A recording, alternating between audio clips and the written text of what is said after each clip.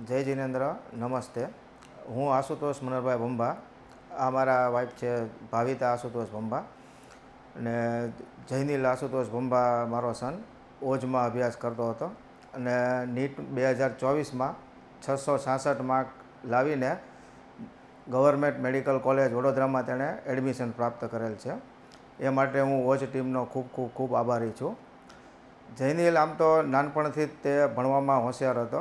તેને ડૉક્ટર બનવાની ખૂબ ખૂબ ઈચ્છા હોવાથી અમે એને કોચિંગ ક્લાસમાં મૂકવાનું નક્કી કર્યું. એના જૂના મિત્રો 8મા 9મા ધોરણથી ઓજમાં ઓલરેડી એડમિશન લઈ ચૂકેલ હતા. એટલે તેમના રેફરન્સથી અને બીજા એક મારા ફ્રેન્ડના રેફરન્સથી અમે ઓજમાં જયનીલનું એડમિશન કરાવ્યું, જે જયનીલની કારકિર્દી માટે મારી દૃષ્ટિએ ટર્નિંગ પોઈન્ટ સમાન છે. કારણ કે એક હોશિયાર વિદ્યાર્થીને ખાલી મહેનતથી નીટ જેવી પરીક્ષામાં માર્ક નથી આવતા, સાથે સાથે આત્મવિશ્વાસ અને બીજું ટીચરોનું માર્ગદર્શન પણ બહુ જ જરૂરી હોય છે, જે અહીંયા ઓજમાં અમને નીરવ સર, પ્રાંજલ સર વગેરે જેવા સાહેબોએ ખૂબ માર્ગદર્શન આપી જયનીલને સારા માર્ક લાવવામાં અગત્યની ભૂમિકા ભજવેલ છે. તે માટે અમે ઓજના ખૂબ ખૂબ આભારી છીએ. બીજું, આ વર્ષે નીટની પરીક્ષા ખૂબ જ વિવાદોથી ઘેરાયેલી રહી હતી. હવે જ્યારે એક વખતે રીનીટ લેવાશે એવો સમાચાર બજારમાં વહેતા થયા, ત્યારે અમે નીરવ સરને કોલ કર્યો હતો કે ભાઈ કેવી રીતના હવે અમે રીનીટ કરાવશો, કારણ કે એક્ઝામ પૂરી થઈ ગયા ને ઓલરેડી 1.5 મહિનો વીતી ગયો છે અને હવે ભણવાનું છોકરાએ મૂકી દીધેલ છે. તો નીરવ સરે અમને એવું આશ્વાસન આપેલ હતું કે અમે અને અમારી ટીમ ટૂંકા ગાળામાં પરીક્ષા લેવાય તો પણ વિદ્યાર્થીઓને માર્ગદર્શન આપી તૈયાર કરવા માટે સક્ષમ છીએ. તેના આશ્વાસનથી અમારું સ્ટ્રેસ સાવ નાબૂદ થયું હતું. બીજું, નીટમાં જે 666 માર્ક જયનીલના આવ્યા છે તેની માટે ઓજની ટીમ તથા ઓજ પરિવારનો અમે ખૂબ આભાર. ધોરણ 11 અને 12માં ઓજમાં ડે સ્કૂલનો કોન્સેપ્ટ છે, જે વિદ્યાર્થીઓ માટે મારી દૃષ્ટિએ ખૂબ સારો છે. સવારે લેક્ચર લેવામાં આવે, બપોર પછી રીડિંગ માટે ટાઈમ આપવામાં આવે, ઓજમાં બેસીને જ તે. હવે જ્યારે સ્કૂલ ઉપર જ બેઠીને બાળક રીડિંગ કરી રહ્યું હોય તો એને એમાં જે ડાઉટ આવે એ તાત્કાલિક ટીચરો દ્વારા સોલ્વ થઈ શકે અને એ તાત્કાલિક સોલ્વ થઈ જવાથી બાળકોનો આત્મવિશ્વાસ પણ ખૂબ વધે છે.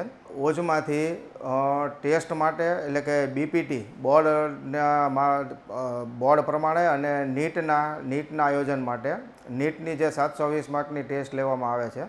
હવે એ 2-3 મહિના અગાઉ આખું ટાઈમ ટેબલ જાહેર થઈ જાય, એ જ પ્રમાણે શિક્ષકો લેક્ચર લે અને એ જ પ્રમાણે સમયાંતરે ટેસ્ટ લેવામાં આવે.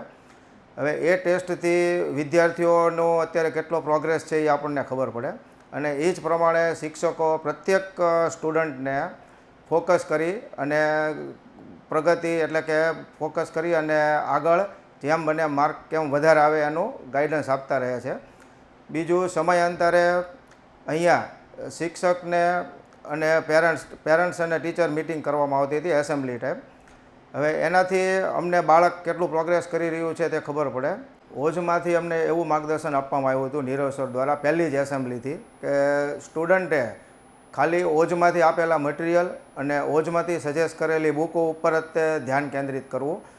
બહાર કોઈ બીજા અલગથી કોઈ ક્લાસીસ કરવા નહીં, કોઈ બુક લેવી નહીં, એવું બધું પહેલેથી કીધેલું હતું. એટલે અમે જયનીલને ફક્ત ઓજ ઉપર જ ધ્યાન ફોકસ કરવાનું કીધેલું અને એ જ પ્રમાણે એ દિવસે ઓજમાં રહે અને સાંજે ઘરે આવીને 3-4 કલાકની મહેનત કરતો હતો.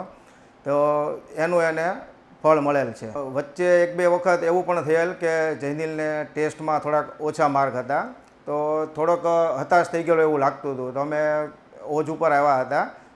એમાં કાઉન્સેલિંગમાં જયનીલને ખૂબ જ પ્રોત્સાહન આપેલ અને અમને પણ એવો વિશ્વાસ આવેલ કે આવતી ટેસ્ટથી તેના માર્ક થઈ જશે વ્યવસ્થિત. આવું ઘણા સ્ટુડન્ટ સાથે બનતું હોય છે અને નિયમિત રીતે કાઉન્સેલિંગ કરે છે. અમે તો કોઈ વખત જ આવતા હોઈએ, પણ સ્ટુડન્ટનું ઘરે કહેવું એવું હતું કે ભાઈ નિયમિત અમને કાઉન્સેલિંગ કરે છે અને અમને પૂરો આત્મવિશ્વાસ આપે છે. બીજું એક ખાસ ઉમેરવાનું, સ્ટુડન્ટ સાથે અહીંના ટીચરોનો ઘરોબો, એમાં મારું કહેવું એવું છે કે પ્રત્યેક સ્ટુડન્ટને અહીંના પ્રત્યેક ટીચરો નામથી ઓળખે છે જેને હિસાબે સ્ટુડન્ટને પણ તેના ટીચરો પ્રત્યે અહોભાવ રહે. ટીચરો સ્ટુડન્ટને નામથી ઓળખતા હોવાથી બીજો ફાયદો એ થાય કે તેને ગમે ત્યારે પ્રોબ્લેમ સોલ્વ કરવો હોય તો એ પર્સનલી ફોન કરી શકે તેવી પણ સુવિધા છે અહીંયા ઓજમાં.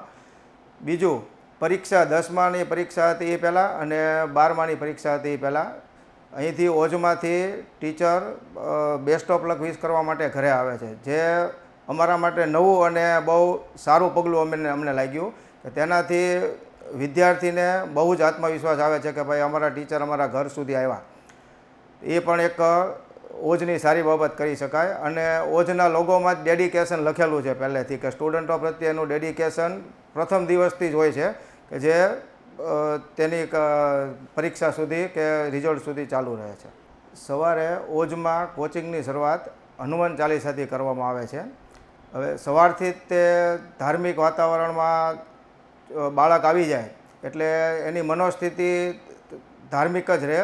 અને બીજું, આપણે ઘરે જે વાતાવરણ પૂરું પાડતા હોય એવું ભાવવાહી વાતાવરણ એને આખો દિવસ ઓજમાં મળી રહે છે.